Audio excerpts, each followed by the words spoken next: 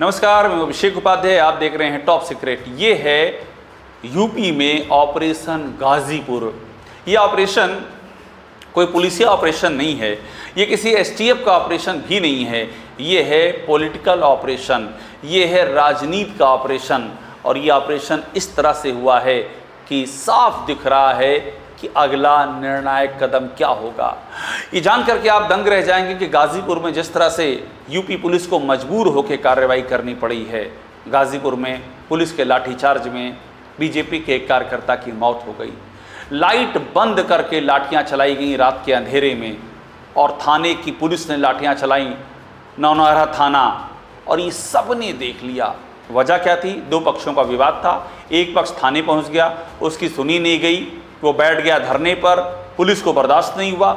इस दौर में पुलिस सर्वशक्तिमान हो चुकी है, जो वो चाहती है आपको वही करना होता है। अगर आपने एक कदम भी उत्तर से दक्षिण या पूरब से पश्चिम किया तो लाठियों की भरी पूरी खेप आपका इंतज़ार कर रही होती है। इस प्रदेश में खाद की खेप की कमी है, इस प्रदेश में फर्टिलाइज़र की खेप मांग से बेहद कम है, लेकिन लाठियों की खेप बिना मांग के ही इतनी ज़्यादा है कि आपको अनचाहे ही उनका शिकार बन जाना पड़ता है। तो ये लाठियाँ गिरने लगी बीजेपी के अपने ही कार्यकर्ताओं पर, और जब तस्वीरें सामने आई तो हंगामा मच गया। और बड़ी बात यह है कि जब तस्वीरें सामने आई तो उस समय प्रधानमंत्री काशी में थे।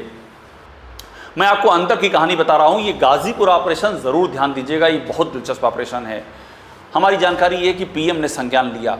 सुबह सुबह ही गाजीपुर के पुलिस अधीक्षक ईरज राजा ने यह ऐलान कर दिया था कि कोई इशू नहीं है, ये कुछ ऐसा नहीं हुआ है। उनके कहने का आशय एकदम क्लियर था, हमने कोई लाठीचार्ज नहीं किया है। एक व्यक्ति की मौत की बात सामने आई, हम उसकी जांच करा रहे हैं, लेकिन कुछ ऐसा हुआ ही नहीं है। उनका दुस्साहस देखिए, सब कैमरे पर था, तस्वीरें आ गई लाठीचार्ज की। इसके बाद भी वो कह रहे थे कि हमने हटाने को कहा, दिन में प्रदर्शनकारी नहीं हटे, रात में कहा लाइट चलेगी, अफरा तफरी हुई, वो चले गए। जो दिन में नहीं हट रहे थे वो रात में चले गए। ये उनकी सफाई थी। लाठीचार्ज सब उन्होंने छुपा लिया, कहा ही नहीं, और बात उनको लगा कि रफा दफा हो गई। लेकिन गाजीपुर का ऑपरेशन तो काशी में चल रहा था।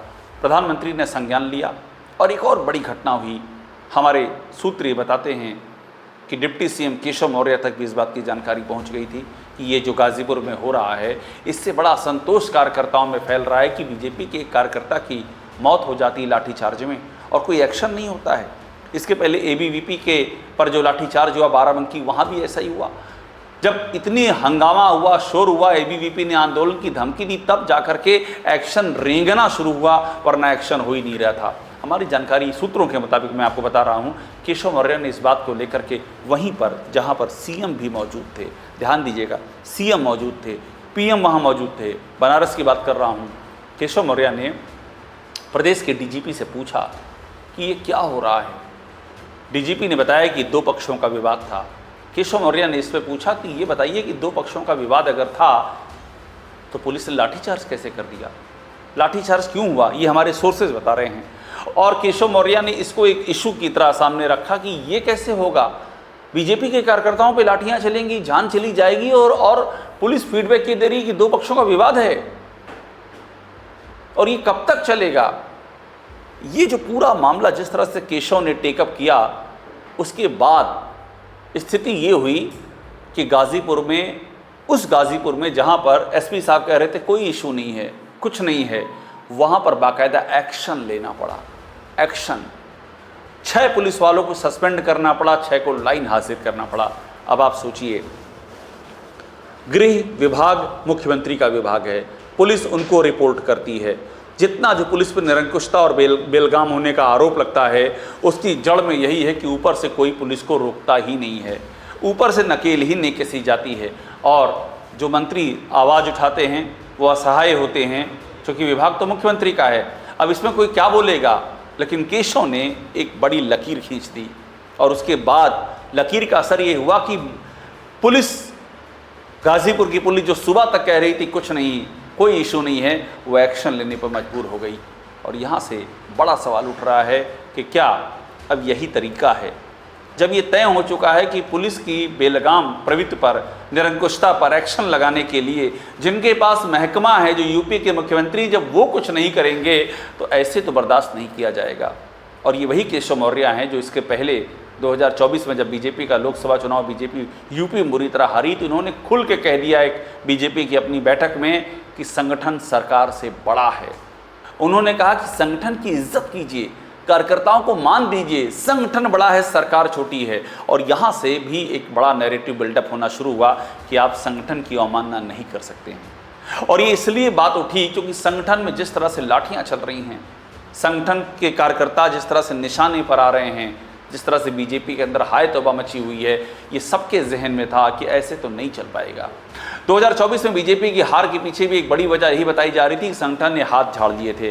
कार्यकर्ताओं ने ये कहा कि लाठियां खा करके हमारी कोई सुनवाई नहीं है, बेइज्जत होकर के हम वोट नहीं दिला पाएंगे।